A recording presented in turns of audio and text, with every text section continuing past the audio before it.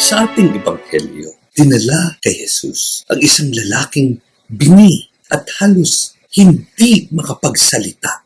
Hinawakan siya ni Jesus at sinabi, "Ephphatha," na ang ibig sabihin ay mabuksan. Ang himalang ito ay hindi lamang tungkol sa pisikal na pandinig. Marami sa atin ang may maayos na pandinig, ngunit bingi sa tawag ng Diyos at sa hinaing ng kapwa. Marami tayong sinasabi, ngunit hindi naman nakapupuri o nakapagtatatag sa iba. Tinatawag tayo ni Jesus ngayong araw na lumabas sa ating sariling pagkabingi at pagkapipi.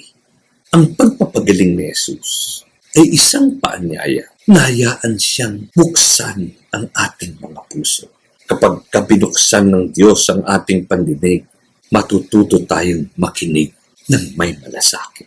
Kapag kinailangan niya ang ating dila, ang ating mga salita ay magiging instrumento ng pag-asa at katotohanan. Sa araw na ito, hilingin natin, Panginoon, Ephphatha, buksan mo ang aming buong pagkatao sa iyo. Amen.